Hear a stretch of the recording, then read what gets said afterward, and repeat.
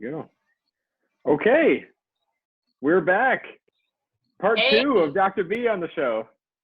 How long? Why did this take us so long? Because we had such a great time last time. No, I had a really good time as well. And I'll tell you what, as far as the feedback that I got from the episode and like what people had said, it's rare in the beginning stages of creating anything that you get like somebody reaching out and saying, hey, I really enjoyed this, or like sending you a personal email and whatnot. And I had somebody I used to work with, reach out to me directly and say how much she really loved the episode and she gleaned such insights from what you had to say and everything like that. Yeah, it was, she was looking forward to you coming back. So that was on me. Well, shout out to her then. If she's listening, that shout out, because that's so great. Yeah, I love hearing that. You love hearing that feedback when you put so much effort, because you do put so much effort and professionalism into this. You have such a passion for this, to be able to get the feedback. I'm glad that I was able to be, part of that experience for you. Awesome. And then my sister said something as well, so that's a shout out to you. The Woolsey family. Well, that's even better that your sister said something. So I just wanted to kind of go over again, like for context of who you are, what you do, for those who haven't heard you before and or maybe forgot and whatnot. But I'm going to give you like kind of a recap of what I know. Fill in the blanks, okay? Got it. You are an executive coach. Yep. You are a speaker. Yep. You are a counselor. Yeah. So I was trained as a counselor. I work as a coach. Fair so yeah, and consultant. Yeah. And you are a author of 5 or 6 books. Yep. Well, almost 6. All right. So okay. What I'm doing tonight is I'm finishing the 6th book. So it'll be 6 by the end of today. Wait, you're telling me that you are literally at the end of, like, today it will be done, it will be finished, right here I'm doing the editing. Like it's in draft form. Like I'm still gonna have to fill in some of the spots and make it pretty, but the content of the book will be done tonight. Well, what a day to be alive and on the podcast. I'm honored that you would choose today in light of all this. Maybe it'll give you some inspiration or new material, who knows? Yeah, I mean, Kai, this is what we're going to be talking about, right? And it's Taco Tuesday, so how could I not finish it and talk to you at the same time, right? That's a really excellent point, actually. So I guess with that said, the only remaining context that I wanted to give people, and you can add in here, is that we met at a networking event. I won your book. Yep. Had an amazing initial conversation. It just seemed like somebody who was just easy to kind of like synergize with intellectually, mentally, and kind of spiritually as well. So, and that's an interesting way of coming from somebody who's agnostic. But but I say that to say that I knew that you were somebody that was supposed to remain in my life and I can learn from and whatnot. So this is part 2 of our conversation. Is there anything else you want to add about how you want to be portrayed for the show? No, that was great. And I was honored, like that night, because you never know who's going to win your book, and they could, win your book and throw it in the trash on their way out the door, right? They're like, why did I win this book? I wanted the wine bottle, like, what is this going to do for me? So, but you were like so super jazzed, and we were chatting, and, you were giving me a circumstance that was going on in your life at the time, and talking about some things, and we like went back and forth, and it was just, there are some times when you just meet people and you're like, yeah, this was, I know you're agnostic, but this was some kind of divinity, some kind of like lining up of the stars to people in our path. And what we do with them is up to us. And I'm so grateful to you that you found a way for us to continue to, support and encourage and, partner together. So thank you. I agree with you. And you're being kind to keep the actual personal situation that was going on with me a secret. But I'll just tell everybody for the sake of transparency. At the time, so I was married at the time, for everybody listening. And what was crazy was I remember my ex was kind of just going through like, angst or whatever it was. And I was trying to be, helpful and get her in touch with good people and whatnot. So I think the conversation we had was like, hey, I think she'd really respond well to your book and like what you had to say and just that sort of thing. And ironically enough, we split up and here I am. This was 3, maybe 4 years ago. No, excuse me. 2, 3? At least 2 years ago, for sure. Because it was when I was with my current company, and I've been there for about almost 2.5 years. So, yeah, you're right. So 2 or so years ago. And so much has changed in that time, which is, I love having regular check-ins with people that you know and care about, because it serves as a reference point for your growth. Right. How And far you saw are me you then. gone? Yeah. Exactly. That's the benefit of traditions and things. Like every year you're supposed to progress in a certain way, and you have that reference point to see like, wow, last year I was here, this year I'm in a completely different situation, or same situation. So, absolutely. Yeah. And we mark time that way, right? We mark time through tradition and those conversations. And sometimes we don't give ourselves the credit for that sort of thing when we're looking at it in hindsight, because we're either focusing on, all of the good, we forget all the bad we overcame, or we're looking at all the bad and we forget all the good stuff that happened. So it's helpful to have those conversations to be able to ground us in what that really looked like by bringing in someone else's viewpoint on that. I was going to follow a rubric, but just like in our style, I don't think I think it's pointless. I'm just going to riff on this, but basically, I've been kind of working on the same thought process. I'll probably come out with an episode soon about reference points and the way we structure our lives that way, to your point. And I think the benefit of a reference point is not just helpful for like just kind of where you progress in life, quote unquote life, but you can utilize that same concept in something like weight loss or muscle growth or financial wellness or whatever it may be. And something I hear all the time when I'm talking to listeners or friends or family about, kind of reaching their fitness goals and whatnot, because I'm not a trainer, but I have some sense about it. And I've been lifting consistently since I was 16 and learned a lot of things along the way.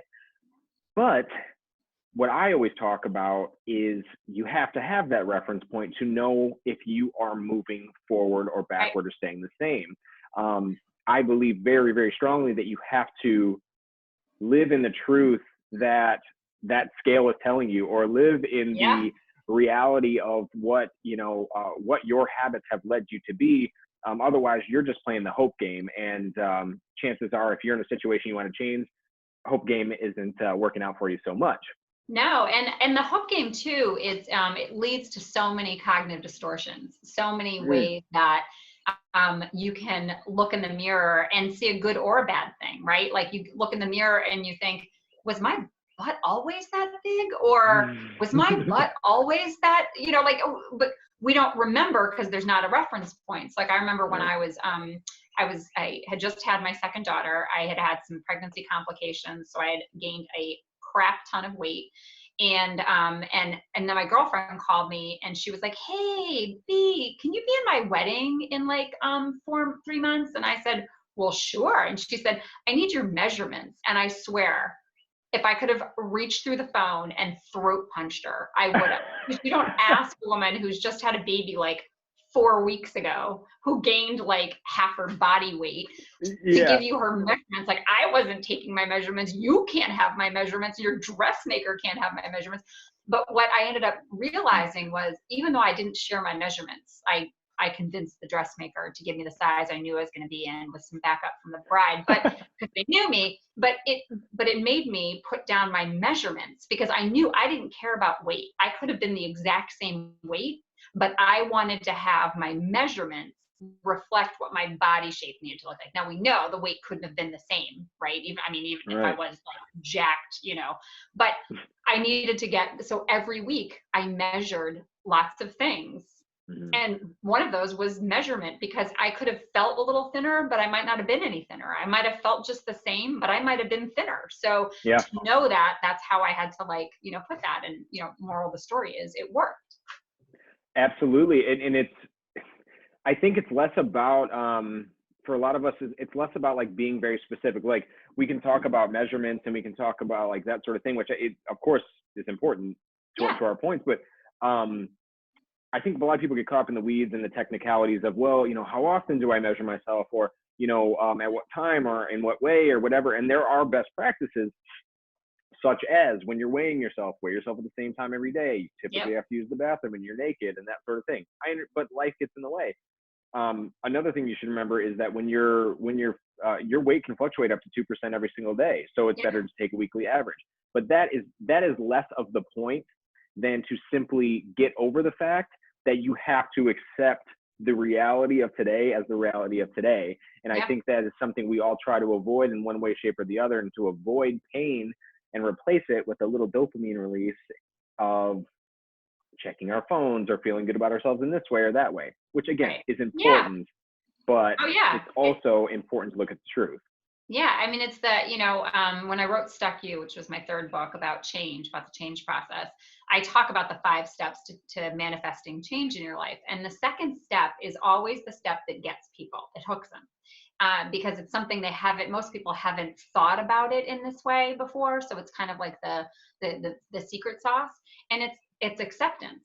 And it's not acceptance that you have to change, because that we know can be problematic, right? And there are layers of that we need to dig into when we look at acceptance. But it's really accepting exactly where you are right now, knowing that every decision you made, every thought you entertained, every behavior you engaged in, every feeling you indulged is what brought you to this exact moment. Accepting that the path that led you here is the exact place. Like when people say to me, like, I can't believe I got here. I'm like, you can't? like right. We have a conversation about how you got here, because I'm pretty sure all roads pointed to this exact spot. But if we don't see how all of those sequential decisions, all of the players who are involved, like whatever the stuff is, if we don't accept that this is exactly where we could expect to be given those series of markers, then we'll never figure out how to get out. Because we'll always be thinking it was some like magical thinking, like, I don't know, I all of a sudden gained 25 pounds. I don't know how it happened. I'm sure Ben and Jerry's had nothing to do with it, right? Like, but you have to see it, right? Like you have to say, oh, this makes total sense. Like, of course I would be here right now. So if I want to, of course, myself into the place I want to be, I have to set up, of course, decisions. Like I have to set up, of course, practice to get myself to the place I want to be. Ooh, that's catchy. I like it. I think that's how I've referred to it in the past. It sounds good. Well, I couldn't agree with you more. And I obviously great minds think alike, of course. Of course. But I guess that is what bothers me the most about really anything. Like when you see somebody with really avoidant behavior in one way or another, that could be a family member or a friend or a coworker, and the answer's right in front of them. Yeah. It's one of the most frustrating feelings in the world. And I think we all have those friends that, like they keep making the same mistakes over and over again, and you just have to be there and shut your mouth. But if there's one thing I've learned from my girlfriend right now, is that she isn't necessarily afraid to hurt your feelings. But she shows you exactly where you are, and she tells you exactly for what it is. But she does it with love and passion, and she'll be there and back you up in a way that somebody else might not do that. So there's this really interesting way that she shows a mirror to me in a lot of ways that I even myself talking about this hypocritically like to avoid at times. Yeah. But she shines that upon myself in a loving, direct but loving way. And that's the funny thing is, she doesn't know how to live any other way. A lot of times she doesn't even realize she's being that direct.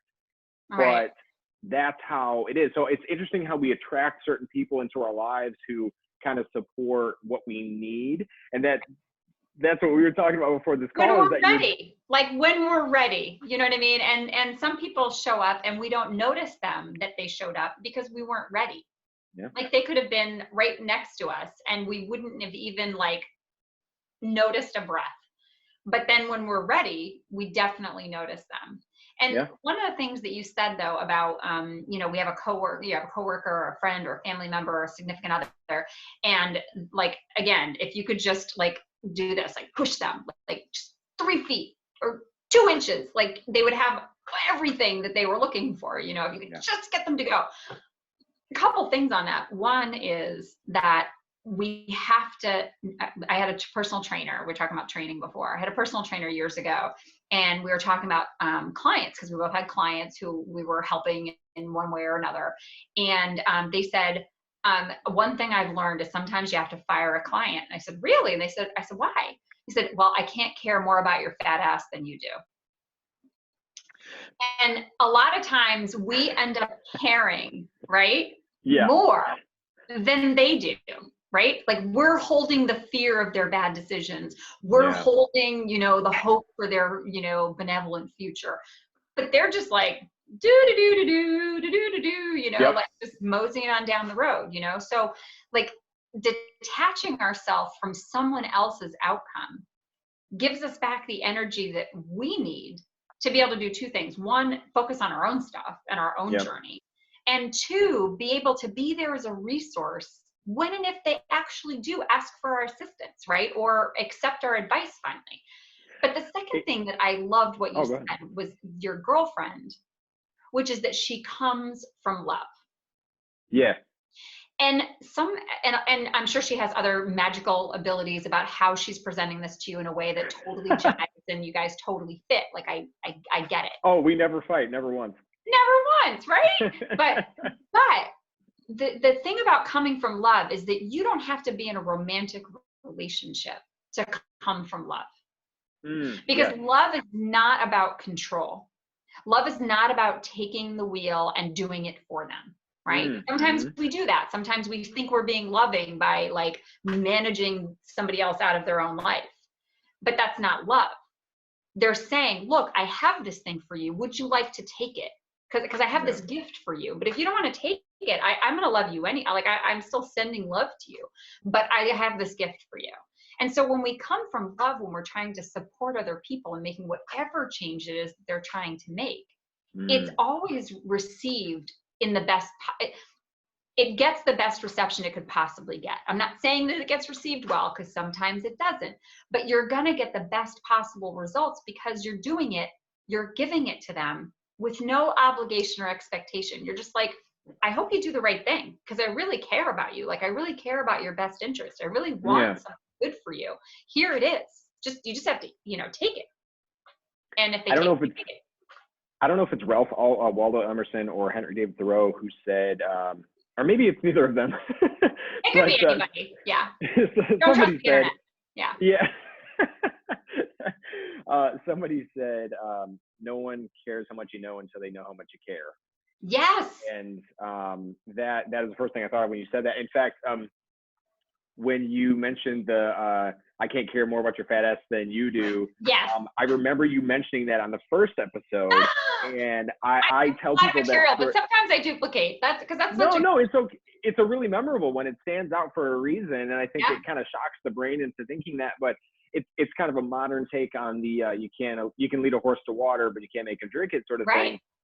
And that might be the most frustrating part of my entire existence because I am a very cerebral person. I'm a very kind of inner processing person. I don't really care so much to relate with the masses. I care to relate with one person at a time, and I care to kind of think things through really deeply and have those meaningful conversations that are as far from the surface as possible. So I also believe that if there are quote spiritual gifts, I believe I have the teacher gift or the teacher heart or whatever you want to call it. And the only reason I know that is because it frustrates me to no end when I see somebody trying to make a change in their life and they're going about it in a way that's extremely ineffective or whatever it may be, and they don't listen or whatever.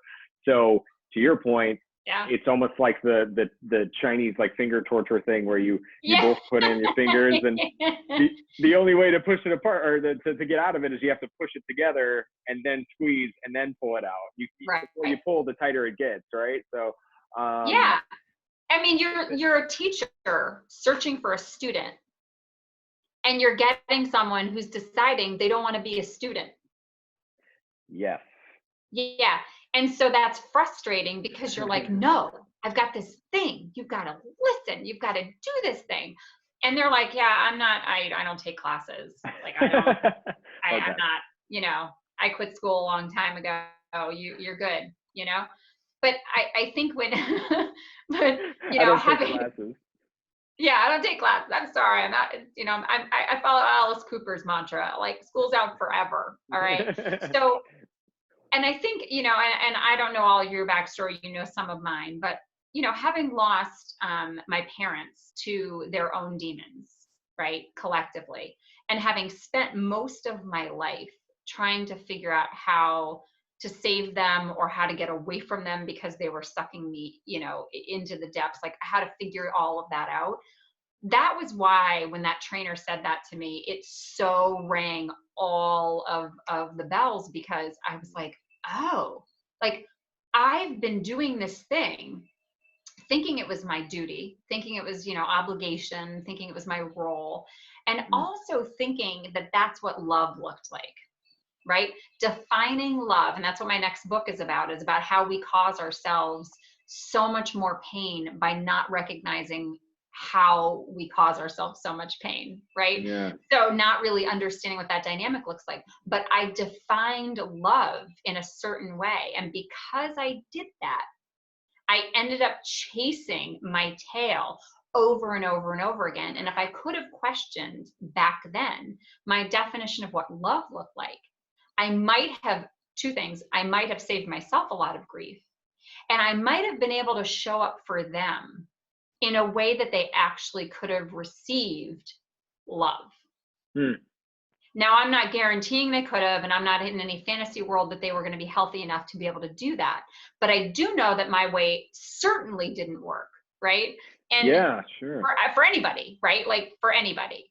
So I think it's sometimes when we say, I want this for them, if they don't want that for them, are we really being nice?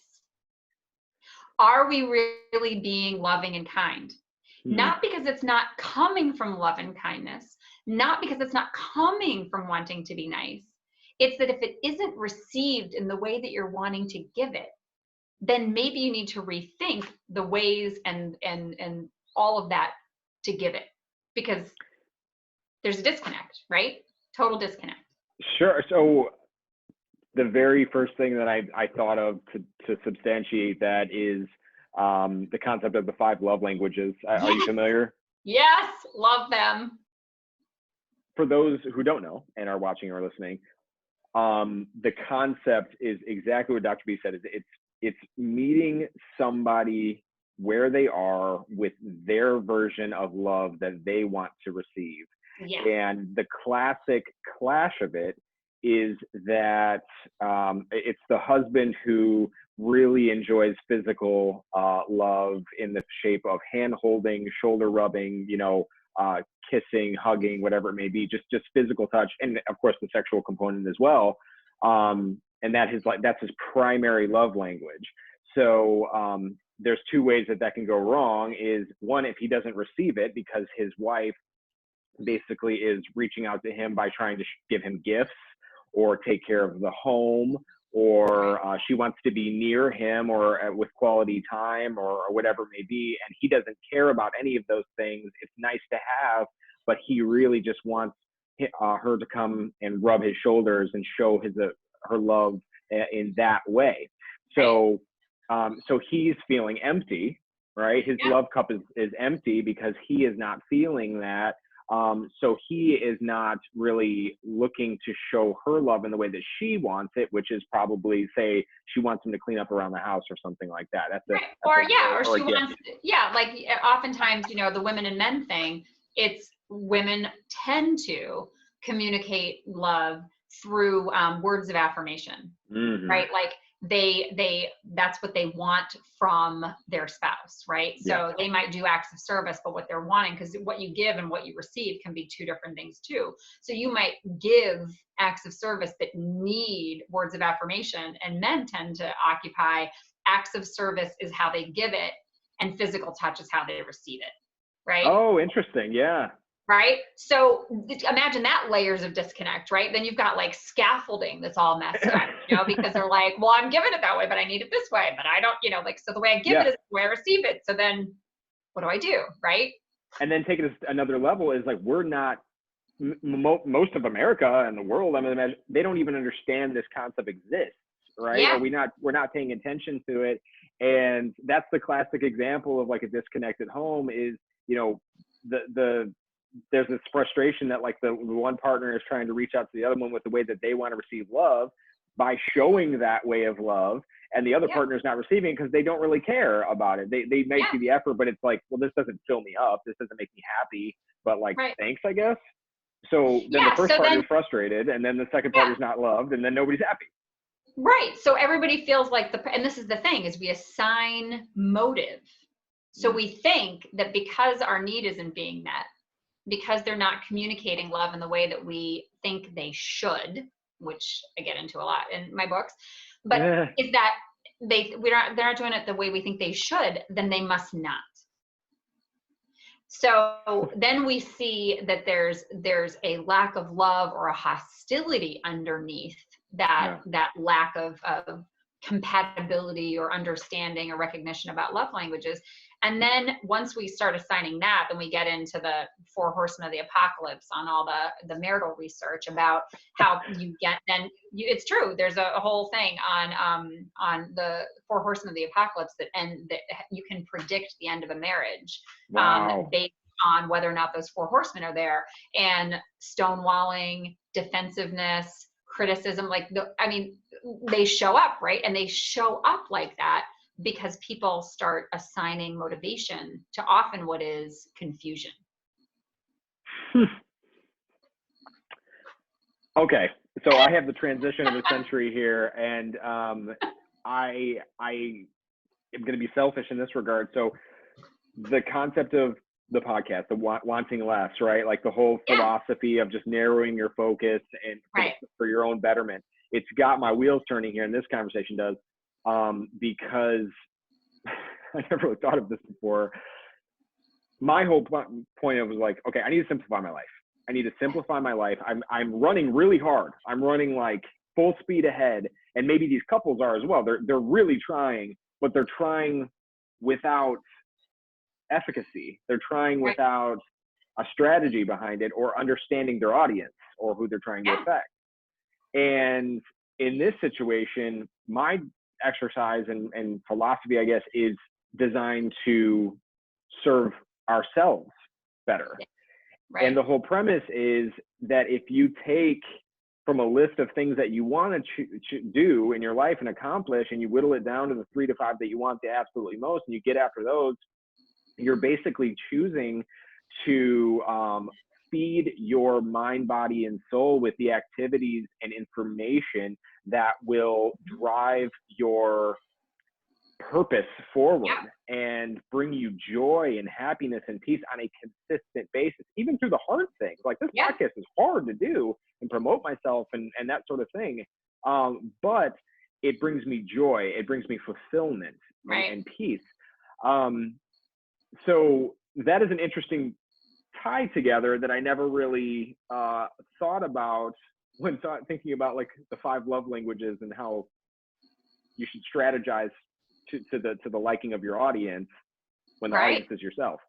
Right. Yeah. Of being able to do that. Right. So like, it's no surprise that one of my dominant love languages is words of affirmation. I can't stop writing books. Right. Like, I mean, it's just, it's just right.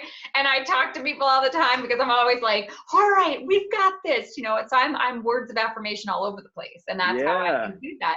And I think that when we lean into our own beautiful magic sauce about what it is that we were put here to do. I do a lot of stuff with people on basically strategic life planning, which is how do you build a life that is meaningful to you?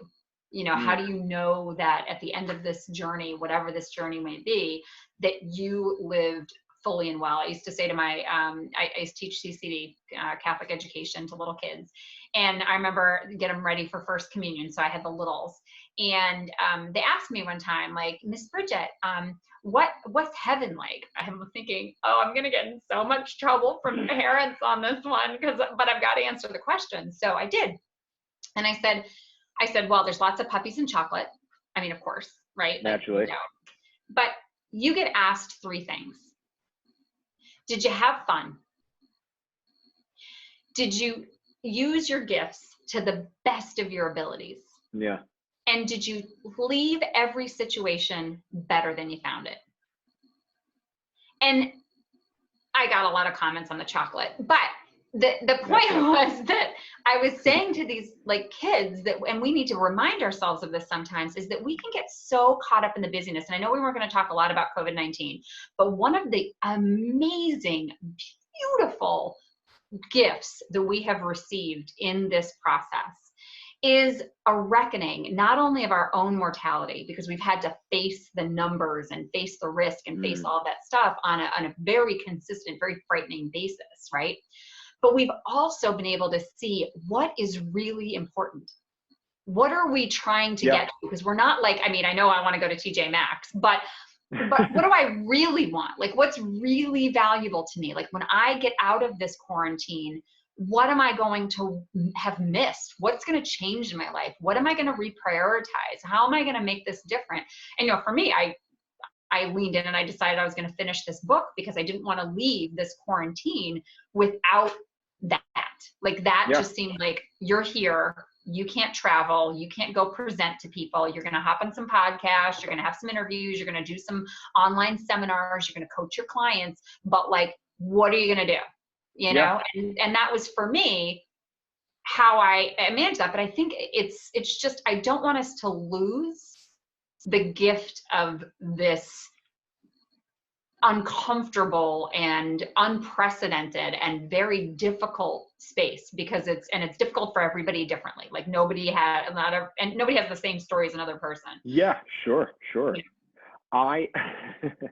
I feel like you're teeing me up perfectly here, and that's wonderful. I couldn't agree with you more, first and foremost. Two things.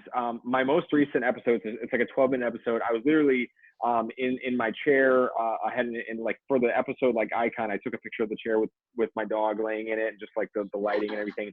And I was sitting in the chair, and I'm reading a book, and he's on my lap, and it's quiet and tranquil, and you know, I know my bills are paid and there's food in the fridge and everything. And I thought, man, I really don't need much more than this. This is really wonderful. Like, it's a great feeling.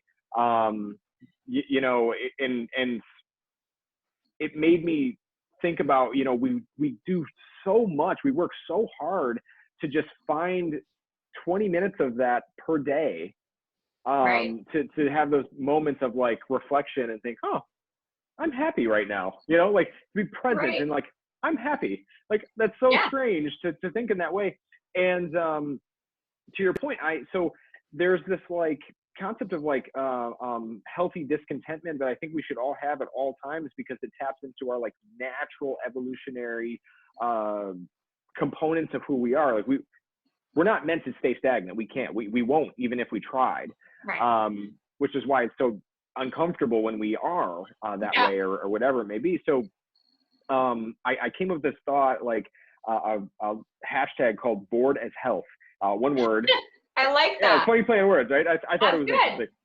So the whole concept behind it is what you said, is like, listen, let me lean into whatever I've been putting off or what I've been doing, but kind of not as much as I wanted to, because most of us definitely have our commute back. Yeah. On top of that, we don't have to get ready every single day, which is anher who needs pants, right? I mean, Zoom doesn't require pants. Yeah, so there you go. 100%. You know, just the waist up. That's all matters right now. But unless you're that weatherman, and if anybody hasn't seen the clip, you need to look up the weatherman. the camera changed at some level, and he didn't have pants. Anyway, I'll have to check that out for sure. Yeah. So the premise exactly was that it's very, very simple, right? Like, one of the experts on like, you know, disease control and that sort of thing, he suggested that one of the best things you can do for your health is to be in a healthy weight range for your body and your age and sex and that sort of thing. So I was like, well, the average workout that's recommended is about 45 minutes. The average American commute to and from is about 52 minutes every single day. Let's synergize this. Let's bring this together and see if we can come out better than our previous selves and that sort of thing. It was a simple enough concept to work. I love it.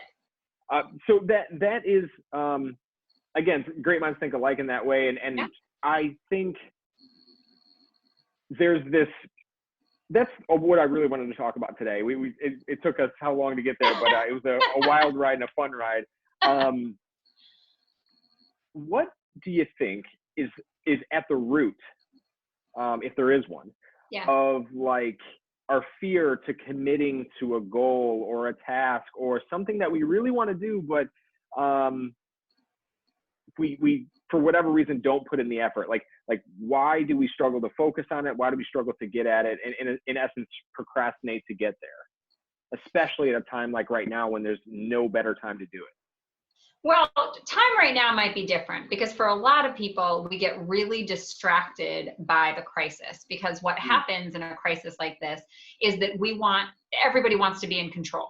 Everybody wants to know the date they're going back, what it's going to look like, where, all the things, and kind of like when we have a nor'easter here in the Northeast, everybody runs out and gets like certain supplies to feel like, oh, I'm in charge. I've got my beer and my water and my eggs and my milk and my bread. When you're not in control, the power could go off for 2 weeks. You could lose your house. You could, whatever. So, but we want to feel in control. So right now, I think a lot of people, at least in the first number of weeks, I think maybe some of us have settled into a groove at this point, but in that first several weeks, at least, people are just wanting to have control over something. So the idea of kicking off some other thing might have seemed like daunting because, well, why should I start? And I don't know. And I want to control it, but I don't know if I can, so a lot of people like spun their wheels, drank a lot, ate a lot, Netflix binge a lot, did a lot of really unhealthy things because at least they could control that in this microcosm. But your greater question about why do people not commit to something that they say is important, and we need to break that down. Yeah. Sometimes we say something's important that we really don't think is important. We're saying it because someone in our arena, our boss, our coworkers, our family friends, significant other, whatever, guilt from the past, Irish grandmother, I don't know. Somebody has said that we need to do this thing. So we say we want to do this thing, but we really don't want to do this thing, which leads to the second piece, is that it's missing passion. Because there's this old quote, don't ask someone what they value. Simply witness how they spend their money and their time. Yeah, that's good. So somebody can tell you all day long, I think the environment is really important. Okay. Do you recycle? No. Do you do plantings? No. And then you start ratcheting down, you're like, I'm seeing a disconnect, right? It's not that important to you. So in the same way, if somebody has a goal, something that is in front of them and they have passion about it, most people find a way, which leads me to my third piece, which is if they don't find a way, often it's because they don't have support and accountability, which is the reason why there are even coaches in the world. Like when I started my coaching business 16 years ago, I heard of on the news at some points a few coaches. Now, I honestly couldn't get through Starbucks without bumping into 3, right? Like everybody's the coach. Everybody's the coach, But the reason why coaches do what they do is because they hold people accountable to what it is they said their goals are. And they lay out a process to get there. So like with my weight loss that I talked to you about. So I had a weekly weigh-in, well, not even weigh-in, a measure-in. I tracked my food consumption. It stopped me from grabbing the extra crackers on my daughter's plates after lunch that they didn't eat. You know what I mean? Like all that, we did that. And then on Sundays, I sent it to my mother and she was doing her own thing. She ended up losing a bunch of weight. Yeah. So I sent it to her mother because then I had outside accountability, right? I had someone who was going to give me feedback and someone who was going to, say congratulations or brainstorm with me or commiserate with me when things didn't go my way.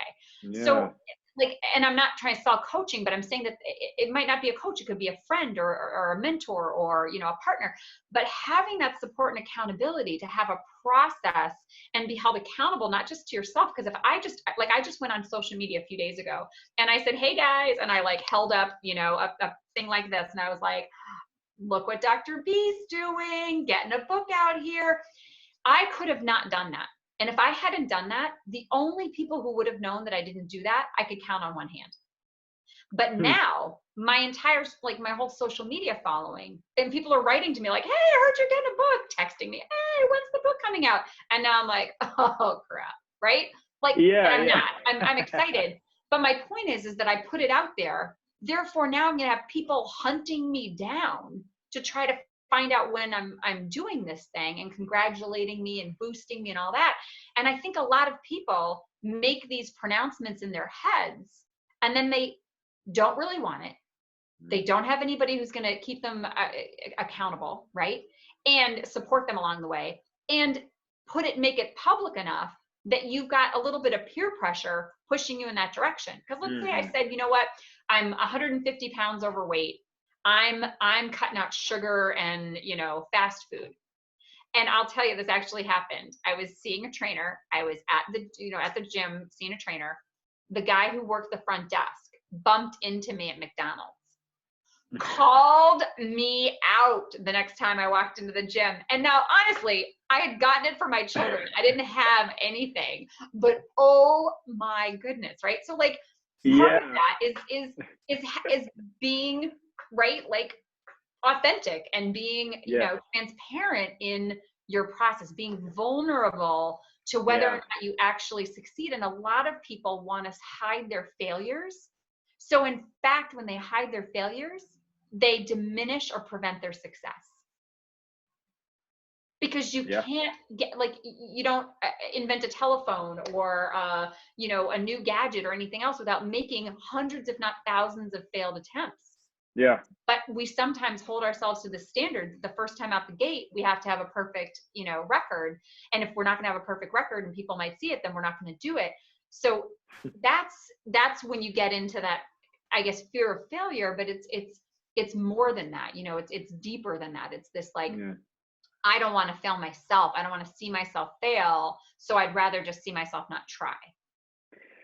And that kind of goes back to our, I guess, need to practice reality, right? Like these trial runs of accepting the truth for what it is and where we are. It's what's the term? Exposure therapy, right? Yeah. You know, it's really that simple. And it's a muscle you have to work. Oh, absolutely. Absolutely. You have to keep going at it. So with that said, I really, oh God, there's so many different directions I can go with this. But as far as like, I'd be remiss not to bring this up, the COVID virus, where we're at, like the world being upside down, being scared. So what are we supposed to, from your perspective, are we supposed to be trying harder now to do the things that we want? Or are we not to blame to be, you know, remaining where we are in our safety net, right? Like there's the you know, right now for all the debt pay offers and whatnot, payer offers, whatever. Like myself, I'm stockpiling all of my cash. I'm saving it right now because God forbid I lose my job or something like that. And, but when everything gets back to normal, I'll apply that lump sum and that sort of thing. I feel like a lot of people are kind of saving their emotional effort. Yeah. So, instead of outputting it into something that could be potentially productive, but even more so. We talk about it a lot because, to your point, we should be, right? Or somebody says that we should care about these things, or somebody told us that. I mean, just go on Instagram, including myself, of like, if you don't walk out of this, you know, pandemic with like a new, you know, body or a new like habit that's good or whatever, something, side business, something like that, then, you know, you wasted it or whatever. But I think there's a legitimate concern that we kind of touched on already, or a legitimate like mental exhaustion that we're all experiencing that is preventing people from taking that first step. And I'm just curious if you had any insights as to like what something like this is doing to our brains. So yes, so I'm going to take you back in time. I won't tell you how many years. I was a teenager. My stepfather always had a similar like smattering of meals that he wanted prepared for him, right? And so I would go to him and I'd say, hey, Stan, do you want, and I would give him two choices, this or this. And he would invariably say, yes. Seriously? Okay. That's the Right? worst. Like, that's not helpful. So I had to start breaking my questions down one at a time. Do you want this? Wait for it. Yes or no. Then come up with the second one. So you gave me that. And why I'm saying this is you gave me a two-part question. And you said, should we, are we supposed to be basically producing more or letting ourselves off the hook and just kicking back and waiting for this to be over? Yeah. And my answer is yes. Because my answer is actually yes to both. Unlike him, he was only going to eat one meal, I think. What I'm saying is yes, because it's a personal answer and it may not be the same every day. It may not be the same every hour. You know, I hear so much from people about how they're struggling with the stress of homeschooling their children, or dealing with a spouse that's just lost their job, or dealing with trying to be on Zoom calls with people who don't care, or like whatever. Like there's all these, you know, stressors. They're worried about all sorts of things. Yeah. And okay, so when you feel stress, when you feel upsetness, when you feel fear, what do? Right? You have a dog. I have a dog. When my dog is afraid of the, you know, the thunderstorm, I don't look at her and go, you know what you should be doing? You should be ripping, like, you should be, I don't know, constructing whatever dogs construct or doing. No, I'm like, come here, let me comfort you. The same thing goes for people, is that we need to pay attention to when we are feeling lost and alone and scared and mad and confused and like whatever that array of emotions are. And sit with each of those for a moment and honor them. Pay attention to them. We don't need to drown them in wine. We don't need to, you know, suffer through them with a box of Oreo cookies. We don't need to do those things. We don't have to give ourselves permission to act on the emotions that we're feeling. But if we don't give ourselves the opportunity to honor the emotions we're feeling, we're going to end up running from them. We're going to end up trying to medicate them in some way. We're going to do something. So for me, how I tend to respond to those things is I indulge them depending on how intense and big they are. I might indulge them for a moment, and then I'm like, all right, now I need to take action. What action can I take? How can I get past and beyond this? How, you know, and then, so if you're an action taker, if that's how you feel master of this, if that's what you're going to come out of this with fewer regrets doing, then by all means go do it. You know, I was a person who, when I was working on my dissertation, I had two very young children, like very young children. And I sat down and I could not work on my dissertation if there were dishes in the sink. I couldn't focus. And my husband, my ex-husband now, husband at the time, he was like, what are you doing? I'm like, I cannot focus without the dishes in the sink. That's how I roll. So instead of like, you know, finding fault with that, I just went and did the dishes. I just took the 10 minutes knowing that that was going to allow me to have the focal ability to go and do what I wanted to do, but I needed to get that thing done first. So I really think it's about honoring our own experience, not trying to judge our experience against somebody else's. You know, for me, like I pass the memes around to, you know, my mom friends about, oh my gosh, you know, you're going to come out of this with, you know, a drinking problem, you know, whatever, and like more wine. And how do you talk to a woman during COVID-19? Honey, do you want more wine? You know, and I pass this around. But between you and me and everybody who's listening, I haven't had a drop of alcohol since last summer. So I'm not getting through that. Like that's not where I am. That's not what I'm doing. It doesn't make it wrong. It doesn't make it the terrible decision that anybody else is making. It's just their decision. Like that's how they're doing it. That's how so there isn't a should. When we should, like, and I talk about this transformative, like if you want to like 180 your life, drop the word should from your vocabulary. When you notice it coming up, when you hear yourself starting to make the should, starting to make that supposed to thing, right? Ask yourself, stop dead in your tracks and ask yourself the following question. Do I want to? Because the only thing should brings you is shame and guilt and obligation. And none of that has positive, momentous energy. it'll get you there for a little while. It'll punish you into submission, but it Mm-hmm. doesn't have the magic that want has.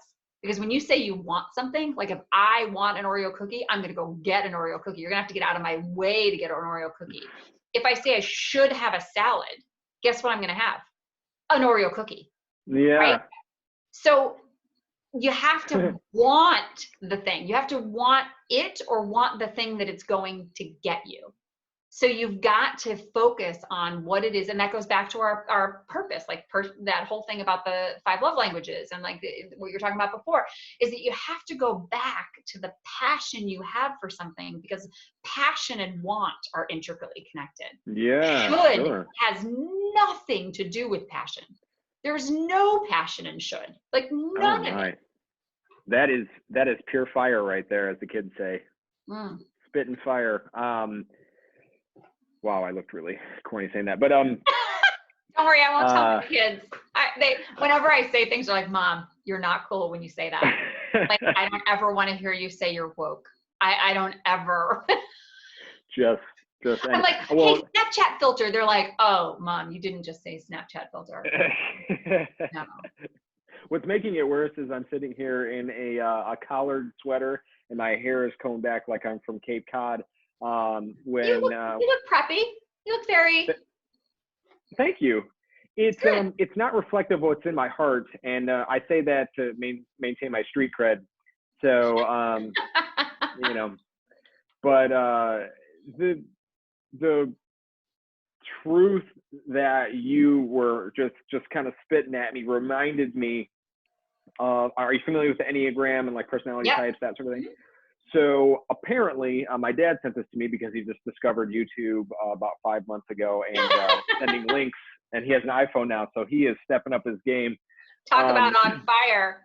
100%. Yeah, he's definitely blazing right now, but he sent me a link. And I'm not gonna lie, at first I was just kind of like, I gotta watch this long video that my dad liked or whatever, just to like, and I looked and it was an hour long. And I never watch things that are that long. That's an investment. Yeah, it really is. I'm like, that's unheard of. But I had a long drive and I was like, you know what, I'll listen to chunks of it and 30 minutes here, and I started it. And it's about the Enneagram, what they're called subtypes. Yeah. Subtypes. You're familiar with these? Okay. I should have known, but no, but I couldn't spit them out, so I'm still super okay. interested. Yeah. Well, look at me. So school me. Yeah. Okay, I will elementary school you in this one. Thank you. Because I know a little bit. So I guess there's 3 types, and for listeners and viewers, I really found this very interesting. The first type is that when basically shit hits the fan, you are basically looking to protect yourself, like your physical body, right? So coronavirus, COVID-19, whatever you want to call it, when the globe is shut down and your livelihood is threatened, the first thing that you will see these types of people do is go stock up. Yeah. Go make sure that they are saving up their cash. Do they have enough money in the bank? All the preppers. Absolutely. Tuesday preppers, 100%. And people that are really paranoid about that way. If they're out and about outside of coronavirus or whatever, but if they're out and about and they're at a party or they're at, some event that's kind of uncertain, on a concert, that, am I wearing the appropriate clothes? Am I protected? Am I safe? Is there water? If I'm out drinking, do I have like access to hydration? They're always thinking about like, is their body protected? That's the first type, and that's the self type, I believe it's called. Yeah. The second type is the social type. Mm-hmm. And I believe that is, how do I relate to people? My identity is very much wrapped up in how do I relate with this group. So if I'm at a party, what is that dynamic here? It's like understanding how this person relates to this. There's a relationship over there, or that person's trying to hit on that person, and how am I viewed in this group? Is everybody happy? That will determine my emotions, things like that. Whereas I very often couldn't care less because I am the third type, which is the sexual subtype, which has a really weird name, to be honest, because it doesn't necessarily have anything to do with, I don't know, the way it's described is you often measure yourself as how you relate one-on-one with somebody. Right. These are serial monogamists. Yep. Me, 100%. These are people that often have a small, tight-knit group of friends, maybe one or two best friends that you are just like lifelong. And that's me. I've had one best friend since I was 11 years old, and 20 years later, here we are. Right. And we still talk every single day. But when I go to a party, I'll use the party example. Yeah. I am the person that I'm seeking out, like my target as to who to connect with and really spend most of the night with and get to know on that deeper level. So that's Right. like the 3 subtypes that way.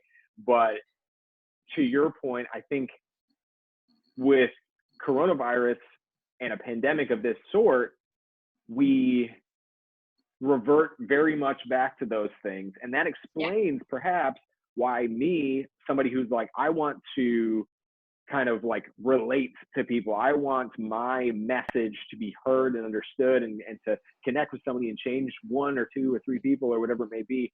That's why I'm so focused on writing and speaking and podcasts and whatever, and just like building this like future.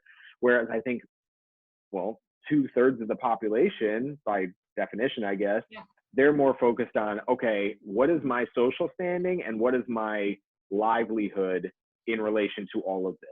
Right. They're more worried about that than they are about anything else.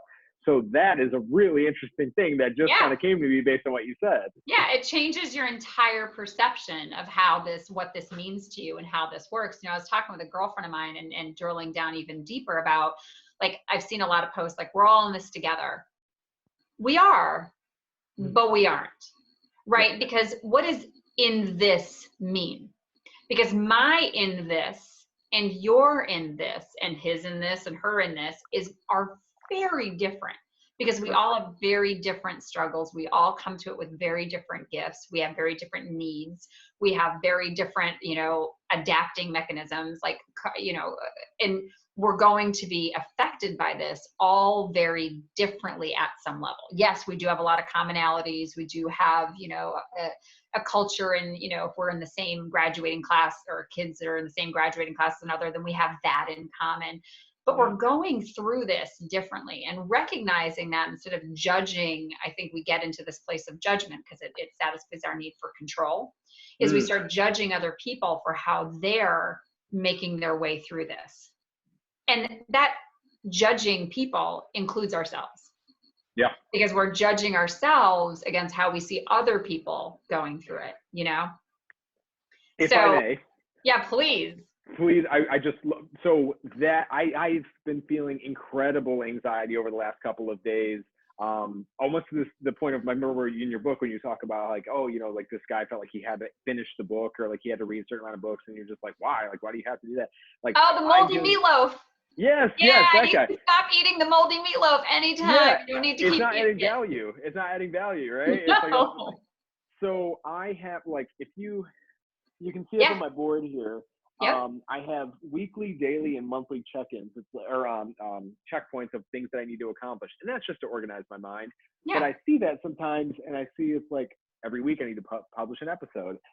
Every week I need to do a blog post and an email blast out to my subscribers, and then it goes all the way over and whatnot. So in one way, it organizes my mind, and the other hand, it reminds me of just like how much work this requires on a regular basis, and it has made me feel like I'm not doing enough, and has caused me to procrastinate. So what I've found myself doing over the last couple of days is basically not just carving out time and time blocks for my work and for this, but also deliberately carving out time to be in the moment, in the present, and do absolutely nothing, even if it's for 10 minutes. Like stare at the wall and watch paint stay dry, play with my dog. And you said this earlier in the episode, and I was going to jump in, but we went in another, which we always do, right? We keep going in these new tangents and spaces. But you talked about happiness. And you talked about just now not doing enough. And one of the things that they've found in the happiness literature, it's documented in study after study, that happiness is not a place you're getting to. It's a space you occupy. Yeah. which means that in order to have it be a space you occupy, those goals you have on that board right there are beautiful. If they are working and toward your happiness, and you are occupying happiness within them, right? So when you find yourself in one of those places where you've got this goal board, you're doing whatever, you're like, oh, I'm not doing it. Am I doing enough? Am I doing enough? Ask yourself, like, stop. Like, the awareness equals choice and choice equals power. Boom. Get to the awareness. So if I'm aware that I am not doing what it is that I seek to do, and I start saying to myself, am I doing enough? Stop and ask yourself, is that question in and of itself going to motivate me to get that done and to occupy a place of joy? And if the answer to that is no, then you need to change the question. Because right in that pivot point is where you get to say, do I want my life managed by some like outside judge of should, or do I want it motivated by an inside judge of what's going to bring me joy and happiness? Because when you show up, and you know this about yourself, when you show up in the world with joy and passion and coming from a place of happiness, like you're in it to bring happiness, not to get over guilt and whatever obligation, that's when you bring magic into the world. That's when you make a difference in the lives of others. That is when you're coming to the table with something amazing and special. So why would you get up and do something if you're doing it out of guilt and shame? Because you're not going to bring the same enthusiasm and information and power and all of that. So just stopping yourself to say, you know what, time out. Just like you carved in your calendar those spaces to have those timeouts, even in the other times when you start to have this thought, you are not your thoughts. Your thoughts are inside of you, but they are not who you are. So pause and like, oh, I'm having this thought. What is this thought doing for me right now? Is this thought serving me? Is this thought serving my audience? Is this thought serving my loved ones? Is this thought serving anything? And if it's not, well, okay, well, then maybe I don't want to have that. Not should. Maybe I don't want to have that. So what other thought can I have in exchange? So let it pass. Awareness equals choice. Choice equals power. That is wonderful. So I did some online counseling recently, and my counselor had said to stop thinking of my thoughts as having their individual power per se, and he said instead think of them as logs on a stream that are passing by you and can come and go out of sight. And choosing to focus on the ones that you want, so you can let it pass. You can let it be what it is. And it actually reminds me of this. There's a podcast very Buddhist, called. By the way, it's very Buddhist. That's a very Buddhist framework. Yeah. Okay, love that. It reminded you of. What's that? It reminded you of something. What was it? What did it remind you of? Invisibilia. It's a podcast. I think it's an NPR podcast. Yes, I'm one of those who listens to NPR. But it's basically about all like the invisible traits that shape our world. There was like an episode of a guy who literally had no eyeballs, and he was obviously completely blind, but he used the echolocation to like bike ride through the woods and like all these crazy things, and the abilities our other senses can. It's pretty wild. But we're talking about. Oh no, I lost my train of thought. we were talking about letting thoughts pass you by like logs. Yes. There was an episode on literally thought control and mind control in that way, and there was a guy on that was a guest on the show, and he basically one day he basically came down with like this weird thought process where he was like, I should kill my wife. I should kill my wife. Like, not wanting to, not like he wasn't going to follow through on it, but it was just like this random thought that came into his head. I think they were watching a movie, and like you know, it's just like triggered a thought or something. And on the one hand, it makes everybody's ears perk up and you think, what the hell is going on right now? Right. And what have you. And he's like, I would go to psychologists and everybody had their methodology and how to approach this or deal with this. And I finally got to one, or he was on medicine. He's like, I finally got to a psychologist who said, well, why does it have to mean anything? They were all trying to diagnose that, like, oh, it was like part of subconscious or part of this or whatever, like, you know, what about your childhood or something? And he's like, maybe it was just a thought, like maybe it was just something like like something you saw in a movie and it was just a thought and it doesn't have to have any power. So they went through these therapeutic exercises of just that very thing, seeing the thought, acknowledging it, and letting it pass. Right. And it's not as easy as it sounds. It takes time, but it's a muscle you can work. Yeah. And he said slowly but surely it dissipated, and now like he doesn't have those thoughts anymore, or even if something bad comes up, he's exercised that and other thoughts pass by at will. It was really, really remarkable, assuming that the whole story was true. I don't know why he would make it up, but it's the power of our ability to control what we focus on and what we don't focus on, and why. Correct. Like how long we hold a thought, what value we place on a thought, and how much we allow the thought to control the way that we feel. Because we don't have to have our monkey brain or lizard brain in charge of the entire pathway from errant thought to homicidal behavior. Yeah. Right? Like absolutely. He knew that I get to stop it here. Like it's giving me this feeling of anxiety and unrest and whatever. But if I can back up the train, if I can intervene at an earlier point, I can make a difference to the entire train. Right. Absolutely.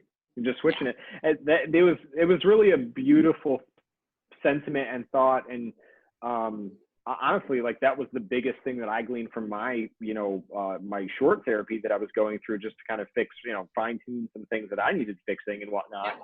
And, I think that's the power of therapy in general, or just kind of having somebody to, like, from an outside perspective, looking at the way you're processing things or explaining things and saying, well, to your point, I mean, why? Why do you need to? Yeah. He said something to me like, I'm just telling everybody what my therapist says right here on whatever. But I'm not ashamed. Transparency, living reality. Yeah, good, very good.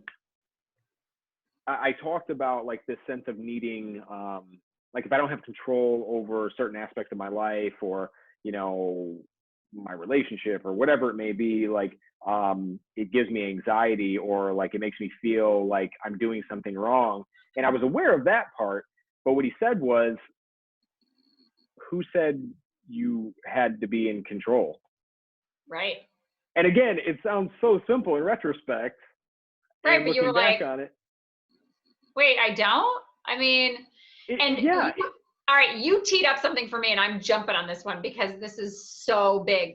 So the book that I'm writing, finishing, right, is all about how the lives that we're living are limited by our relationship to pain, to discomfort, to all of the ugliness, that pain that you felt when you couldn't be in control of something, right?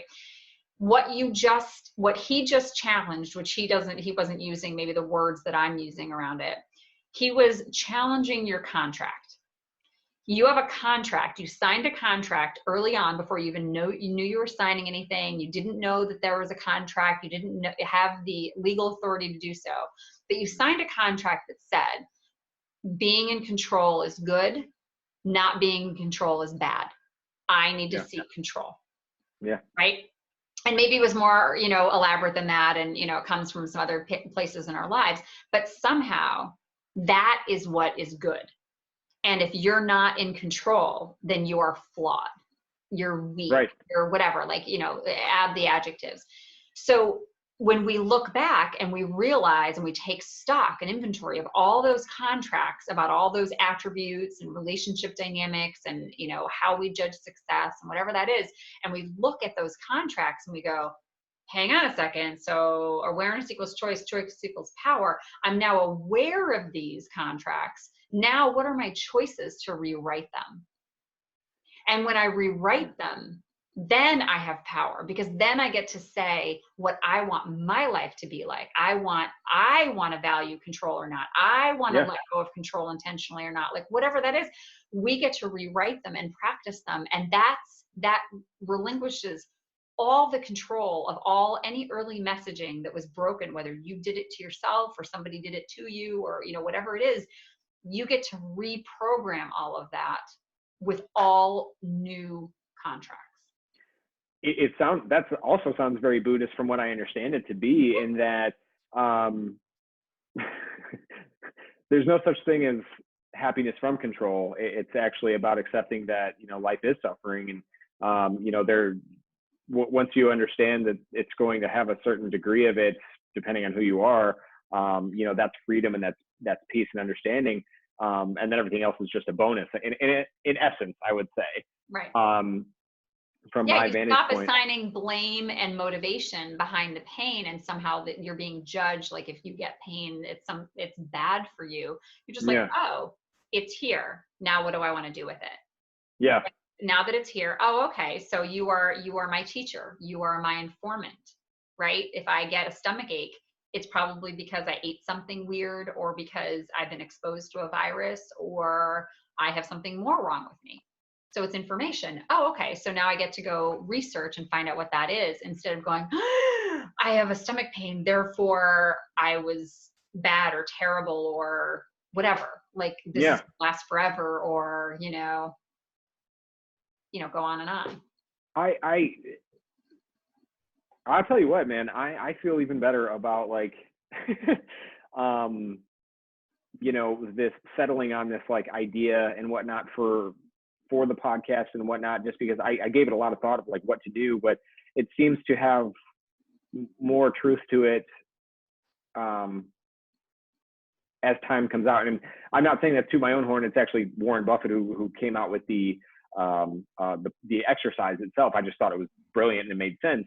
But what you're saying is so true, in that what we basically take away from ourselves is this freedom to deliberately choose what we want to do every single day in the way that we want to do it. Like the Burger King, have it your way.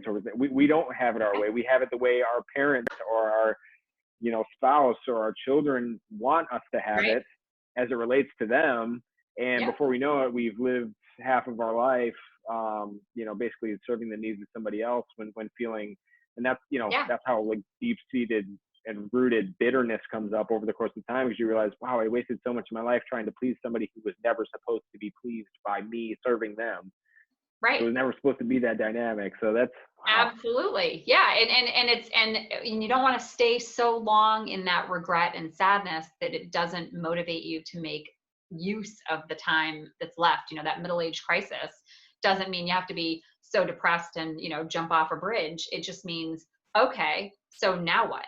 Right? Like now where's my control? Now that I have the awareness, I have the choice, I have the power. How do I want to use that power? How do I want to make decisions that are going to benefit me? And maybe my eyes are set on humanity. Maybe they're set on my little corner of the world. Maybe they're, wherever that is. But how am I going to have fun, use my gifts to the best of my ability, and leave every situation better than I found it? And the only way to do that is to become more aware of the choices that we're making every single day, the decisions that we're making every single moment, that are leading us to the exact place we either want to be or don't want to be. Oh man, that is gospel right there. That's wonderful. 2 final questions for you. Okay. Okay, I'm just gonna ask it in this order. When you are gone from this earth and your legacy is left behind, what do you want the planet to look like because you lived in it? It's the reason I'm writing the book that I'm writing now, and the last book that I wrote, actually all of the books, is I want people to know their power and their beauty. Mm. And in knowing that, be able to release pain as it comes so that they do not give it to other people unnecessarily. That was very succinct. That's Well pretty done. good. I've That thought was about really it a couple of times. That was excellent. That was excellent. Okay, awesome. I as you were explaining that, the thought popped in my head. Like when you're promoting yourself and your business, Mhm. right? I imagine much of it was going out to networking events, and Yep. you know, maybe you bought advertisement space in the past, and a certain part of it is social media these days and that sort of thing. But I also imagine that you had to find your corner of the world and your Yeah. person, or people for that matter, your target audience that were ready for you. Right. And I would call them low-hanging fruit, but that somehow seems like a lazy term. But you know what I mean? It's the people Yeah. that are hungry for what your message is. So I think that ties beautifully into the idea of, you know, I have this message that nobody else has in the same way. And I have these people who I've either met or I have yet to meet, but I am going to find them. And my life's mission is to find them and to help them change the way they want to change, with the path of least resistance and the Yeah. message that they need to hear, that sort of thing. Just, Right. Absolutely. that's Yeah, wonderful. I have Okay. my, I mean, yeah, and I've grown up over the years in my business, because I've been in business for myself officially for over 16 years. Yeah. And I didn't know my identity for a long time. Like I was trying to survive as a single parent for most of that, trying to Mm. make sure I didn't alienate or, bite the hand that feeds me, and, like all those things that would kind of stir around in my head. But when I came up with what my moniker is I'm a cage rattler. Once I Yeah. owned that, right? Once I said cage rattler, so many people, I won't name the company, but there was a conservative company here in Connecticut that originally was looking for my services and then no longer looking for my services because they don't want a cage rattler. That is not who they're going to bring in. I'm not their type. I am not for them. And recognizing that, like, I get to red rope myself off by saying that I only want to work with people who want to work with me, because why would I bother expending my energy trying to sell myself to someone who doesn't want to buy what I have to offer? That's rule, going to right? put me in a really uncomfortable position, and it doesn't allow me to reserve my energy for the people who I can actually serve. So go ahead. you have to know what those words are, what that title is, what that thing is. And the more that you stand in that authenticity, sure, there's gonna be a portion of the audience who's not gonna be attracted to what is that you have to offer, but you want the people who want you. Like, I don't want to be a member of a club that doesn't want me. Mm-hmm. Me, like who I am. So why would I show up in a less than authentic way and end up putting myself in a position where I'm rejected for the very thing that I want and need to give? It's a less exhausting way to live, that's for sure. Oh yeah, there's so much less resistance. Yeah. On both ends. That is wonderful. I'm telling you what, I always know the conversation is going to go well, but I think this was even better than the first episode, to be honest with you. It's another episode. It's another amazing episode. We won't rank them. Okay. I'll just be excited for this one. Well, and you'll be on for a third, fourth, fifth, I'm sure, and in succession as this goes. Final question. Okay. And this is really gonna work up a lot of people here, because it was on Facebook and I answered the question prior to coming onto this conversation. Boneless chicken or bone-in chicken? Boneless. Yeah, absolutely boneless. I don't want anything getting in the way of all the chicken. When I want the chicken, I want the chicken. I didn't ask for bone. I asked for chicken. I couldn't agree more. There I think there's this weird thing about people thinking like it's not real chicken, or like whatever. My methodology is, I'm like, listen, I don't care about looking like a wuss. I got nothing to prove. Like, I'm not like a chicken connoisseur. I just like chicken. And I'm like, it's 10 times the work and mess for 1/4 of the meat. It's ridiculous. Yeah, why would I do that? And all that mess, and it's the pile of the carcasses that kind of reminds me what I'm eating. I don't want to know. Yeah. And I had a really bad experience at Kentucky Fried Chicken one time back in the 1980s. I'll just say that. I've steered away from wings ever since. I have them if they're the only things that are there, but I'm not. If you gave me a platter, bye-bye little wings. Yeah. Yeah, fair enough. I can't even imagine what a 1980s Kentucky Fried Chicken would look like, to be honest with you. That's sadly, I remember. So yeah, we'll save that story for next time. It was late 80s, and I'm sure they've fixed it by now, but it was in Florida. That's all I really needed to say. And a 1980s Kentucky Fried Chicken in Florida. Yeah, that'll do it. That'll do all of it right there. Yeah, it was 1989, as a matter of fact. I even know the year. So yeah. Well, bad bucket story. Very bad bucket story. I definitely, they say leave the viewers wanting more. So we'll save this for the next time you're on. All right, bad bucket story it is. Yeah, amazing having you on again, and I'll definitely be sending this your way as soon as I'm done editing. But can't wait. Where can people find you? Where can they follow you and whatnot? Yeah, so on Facebook and on LinkedIn, you can just look up my name, Bridget Cooper. Sometimes you can look up my Dr. B page on Facebook as well, but following my regular page is perfect. Or you can visit me on my website at Bridget, it's drbridgetcooper.com, or email me, bridget@drbridgetcooper.com. So yeah, just reach out to me, follow me. I'll be putting out Pain Rebel before hopefully the end of the summer. And yeah, hopefully I can meet with you and talk with you. And if you're a fan of this show, keep watching, because Teddy's awesome. And and I'll be back on, and we'll have some more fun conversations. Yes. Thanks so much for having me, Teddy. I love our conversations. Thank you.